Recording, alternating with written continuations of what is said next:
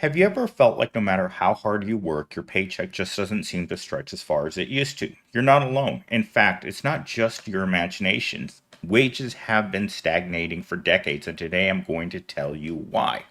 Why we're sitting here and I'm working off of a script generated by an AI because I lost a stream of income that I very badly needed. No matter how much overtime I work at my current job, it is not enough in order to supplement my income like YouTube has over the past year. So, losing my job has forced me into learning how to do things that I'm not comfortable with. I've never read a script in the entire 18 years that I have been on YouTube, and here I am on a Sunday afternoon writing a script for a video that feels very hollow to me.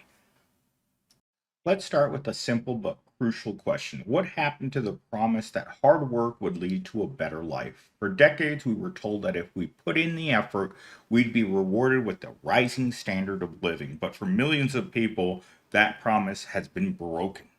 And no one has felt that more than myself.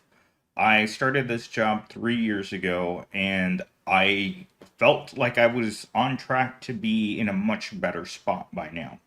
But as my lifestyle changed, I wasn't living so close to the bone that I barely fed myself to having all kinds of extras in life. And increasing your standard of living is very, very hard on you financially. And the corporations, since I've been working, always want less people doing more work. They want something like what I'm using right now to generate this script to do the bulk of the work and have shoved in there additional work under the task as assigned description in the post. And every time that I have complained about, take a look at this graph. Since the 1970s, worker productivity, basically how much we produce per hour, has skyrocketed. But wages, they barely budged. How did we end up in a world where working harder and producing more doesn't translate into earning more?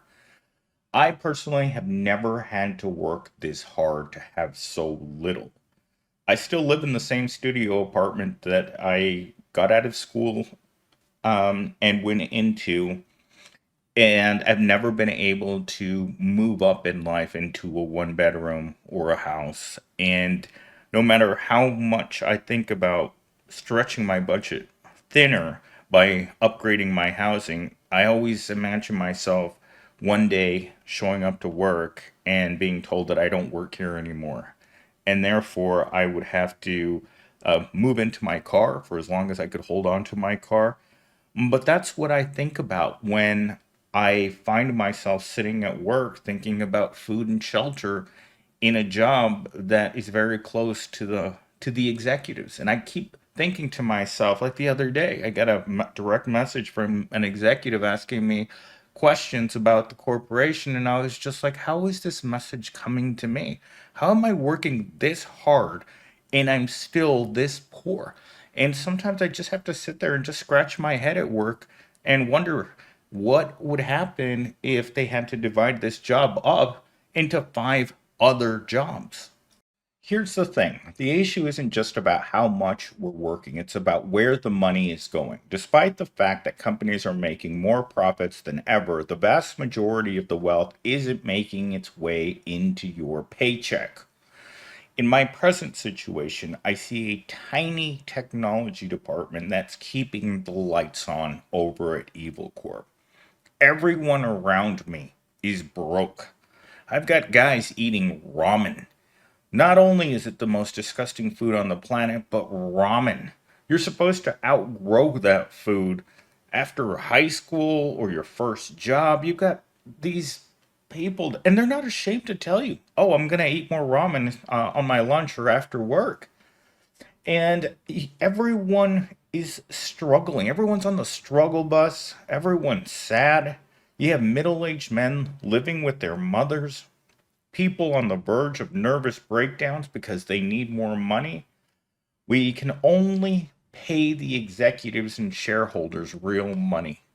When I saw that article about how the shareholders at Kroger's refused to pay their employees a living wage, it reinforced how callous corporate America is to the ordinary workers. Everyone else can suck it. It sucks to suck, and that's how we feel about our low level workers. Essential has always meant disposable. But everyone's too busy struggling to stay alive to do anything about it. Because if we miss one paycheck, we're a stepping stone away from becoming homeless. So, where's it going? To the top. The wealth generated by increased productivity has been siphoned off by a tiny fraction of the population. CEOs, shareholders, and the ultra rich. Their incomes have soared while the average worker is left to struggle with stagnant wages. We all saw what happened with the Boeing CEO. When things get rough, they eject him, but he's got the advantage of the golden parachute on. The average proletariat man or woman has nothing. When they push you out of the helicopter and you have to make a soft landing, you're in your birthday suit. So the chances of you having the same outcome after losing your job for, let's just call it gross incompetence, you're not going to do as well. And that's intentional. If that person, if the CEO and the executives can make up to 1,000 times more than the average worker, while they pretend to be out of touch with the cost of living, that's what really gets me. Like, I've seen these little pamphlets, like McDonald's has, where they outline how to live on a budget. They actually have on there how much you should be paying for rent, internet, car payment, and a lot of things that poor people living on a McDonald's paycheck can't afford, like their own apartment. They will tell you what your costs are. And then when you can't make it work, they'll tell you the same thing they've been telling me my whole life, that you're bad with money and that you waste your money on stupid things. When I worked at Walmart, the general manager used to love telling people to stop buying new gaming consoles and focus on buying the necessities, food and shelter. And I would look around at all the poor people that I was surrounded in that job and think, this guy either is that big of an a-hole or he just doesn't get it that we're not making what he makes, that we're making a fraction of that. Another big kick in the nards is being in the break room and seeing literature up on the wall that tells you how to apply for food stamps. Or even worse, there's a sign on the wall that has the location of area food banks because they know you're not making enough to feed yourself. And sure, they feel sorry for you, but not sorry enough to give you an increase in pay or acknowledge the fact that you're another human being like them that has to eat every day, that likes to live indoors, and prefers not to be a homeless person. But again, it takes an incredible amount of audacity by the super rich to look at people like they're unwashed, invisible, or they just don't care to acknowledge the fact that there's so many people hurting out there because of their greed.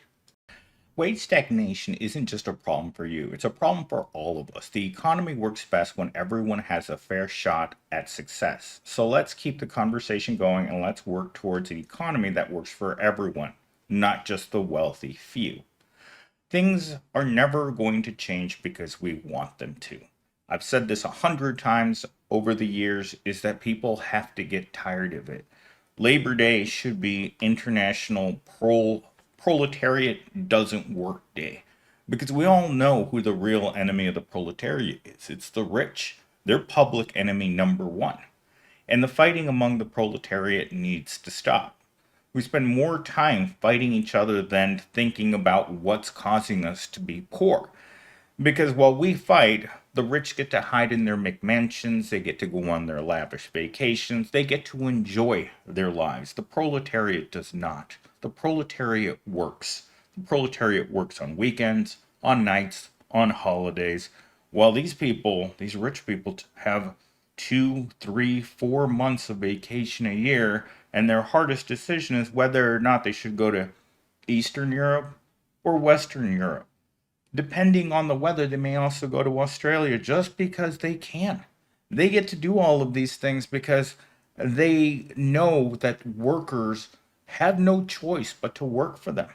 The job creators are called the job creators because we have to go to the corporation, regardless of how evil it is. We have to go there for work. Because if it were up to us, we wouldn't work. I'll tell you, there isn't a day in my life in which I've woken up and thought to myself, you know what? Today's a good day to go to work. That's just never going to happen. You should have a natural distaste for work. It's not natural for us to have to work for so little. To bust your hump all week for food and shelter doesn't make any sense to me. But that's the world we live in, and the world that we need to change. Because if we're not willing to force that change, they're more than happy to keep things the way that they are, and they have. For thousands of years, this class system hasn't changed because we we can't do anything to take off our chains. So, in conclusion, right? If you found this video insightful, please give it a thumbs up, share it with others who also want to hear this message. And since my channel is so tiny again, subscribe for more content like this that really matters, because the channel is going to move forward whether or not I'm getting paid here or not. And so I'm going to continue generating these AI videos because I can use the script, but I can also insert my own talking points. So it's just going to be like a regular video, except it's going to be all original content, not created by me, but talking points by me. So I hope you found this video. I know, strange format. It was really strange for me too. I had to do at least 50 different takes on reading my talking points because I just don't like this style of video, but this is what the internet is telling me that people want. This is the format that people want, and this is the format that's going to generate income. So I'm going to have to stick with this format, and I hope you guys will watch me and bear and grit your teeth. Once I can get back up to generating a halfway decent income, side income, I'll go back to my old content. But for now, this is what we're going to have, and this is what we're going to be watching together. So I can't wait to watch this video over and see, oh my God, what an abomination.